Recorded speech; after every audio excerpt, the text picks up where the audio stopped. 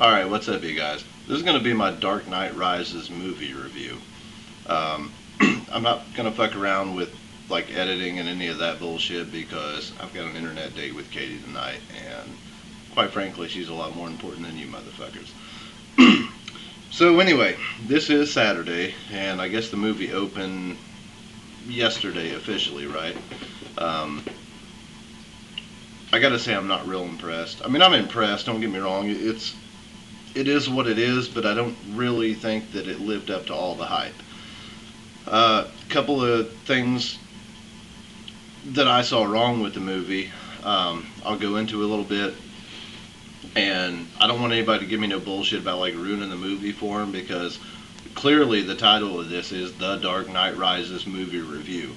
So if you clicked on this and didn't expect to hear like spoilers or what have you about it, then you're a fucking idiot if you didn't expect to like not hear about the movie. So anyway, basically from what I gather, Bruce Wayne's been like hiding out for 7, 8 years or something. Got accused of killing Harvey Dent, or at least Batman did, what have you. And so he's all gimped up, right? He's crippled and shit. Now, like it goes into all of a sudden he's got this magical knee brace and everything's fixed, right?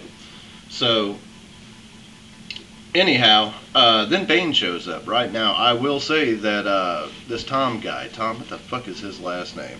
I don't remember. Anyway, he's a bad son of a bitch. Now he whoops some ass. But the problem that I saw with him was there was no continuity with his voice, right? And from what I've read on the internet, there's been a lot of people that thought that. Um, it was like 1 second his voice sounded one way and the next second it sounded the other. And I don't mean that like the actual audio quality of it was bad. I mean that was pretty consistent, but it was just the way that he projected it, I guess is the word I'm looking for. You know, it was like the actual character that he used. Now, if he would have stuck with the way that it sounded in the very beginning, he would have been a spooky son of a bitch vocally, you know. But it just kind of lost it, you know.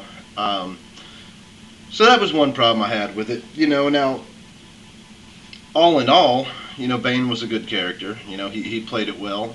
Um, you know, physically impressive as far as his presence in the film. But then, oh God, have mercy, Anne Hathaway. You ain't no Michelle Pfeiffer, honey. As Catwoman, she wasn't called Catwoman, which I understand. This is a different series of films from what I grew up with in the late 80s, early 90s, and, you know, when my girlfriend was in diapers. But it basically, like the whole Catwoman thing was basically because she was a cat burglar.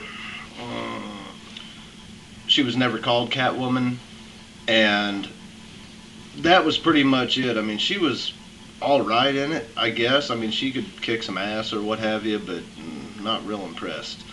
Um, Another problem that I had with the movie. When was the last time you saw a Batman film that didn't have the fucking Batmobile in it? Okay? No Batmobile. What the fuck? No Batmobile. Seriously? I love the Batmobile. Chicks dig the car, right? So, no Batmobile.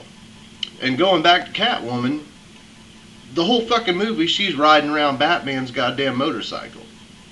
You know, just like the whole fucking movie, she's riding around on his goddamn motorcycle. That's pretty much all she does. So then, uh, you know, Gotham's going all kind of fucking crazy, and there's going to be a nuclear bomb set off that was supposed to be a nuclear reactor, and it just didn't have the feel of the other Christopher Nolan films. You know, I mean, it didn't. And of course, everybody wants to compare it to The Dark Knight, and I'm not doing that. I mean, that was a great film, you know. Don't get me wrong. And everybody wants to say, you know, the Joker and Heath Ledger, and of course, you're never going to replicate that. But it just didn't have the same feel as the other two films. And Batman Begins, the first film in the trilogy by Christopher Nolan, was it's kind of forgotten about. You know, a lot of people don't talk about it, but it was a great fucking movie. You know, this one just didn't stand up. You know, I would say it's the weakest in the series. You know, and people are getting death threats over this shit for saying that, but you know, fuck you, right? So I just didn't care for it, all in all. I mean, it was a good movie, don't get me wrong. It was 2 hours and 47 minutes, something like that. And I'm not one to leave a theater to go have a cigarette, but I knew going into this, I'm like, all right, this motherfucker better be good if it's going to stop me from leaving a smoke in 3 fucking hours, right? I went out and smoked twice, if that tells you anything. Um, Something tells me I didn't miss much. Uh, so, I mean, all in all, is it worth seeing? Sure it is. Was it worth paying my money for? No. The only reason I went is because Tom and Isabel got me a gift card, on my birthday back in November, and hadn't used it on anything yet, so I thought that I would go. Um,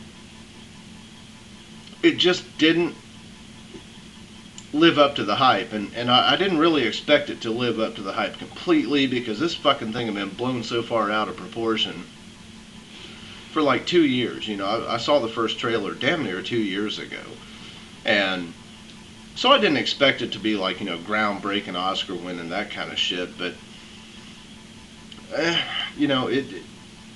it had good stuff and bad stuff in it, and I guess every movie does, but it just really wasn't what I expected. So that's pretty much like my take on the movie. But a couple of extra little things, the bonus footage, right? One thing was, in light of everything that happened in Colorado at the midnight premiere, 2 nights ago, Friday morning, so Thursday night, Friday morning, there were a shitload of cops at my local theater, which is in Gulfport, Mississippi, so that's kind of odd. I mean, there were about a dozen cops just parked and literally walking around through the theater, looking at everything. Of course, here I am, long hair and tattoos, bandana and shit. They're staring me down, and but yeah, they all walking around patrolling and doing their thing. I think that's my baby right now. Sure enough is. And well, baby, you just said, what am I doing? And I'm doing this, so I'm going to text you back in a minute, but I love you. And that's better than a text because you heard it here. Oh, and now you're getting on Yahoo. So I'm going to have to wrap this up quick, guys. Anyway, yeah, so there were a lot of cops around there, but then also somebody had put a dozen roses. Like when you walk up to the theater outside, like along the wall, they have like all the big movie posters and shit. And somebody had put a bouquet of flowers, roses, underneath the Dark Knight Rises bouquet, and had a little note on there. And I've got that shit on my Facebook, and I'm going to post it. I'll put a link to my Facebook down in the description. And if anybody from YouTube wants to add me, like, send a message along with your friend request, saying that this is where I know you from and who you are on here. Because I get a lot of people from like high school and shit that want to add me, but I didn't like them motherfuckers back then. Chances are I'm not going to like them now, so I don't add them. But, you just let me know who you are and I'll add you. But anyway, that's pretty much it for The Dark Knight Rises. Wait for the DVD, I guess, or for the torrent, as most of my friends will do. And I'll catch you guys next time, and I guess that's it.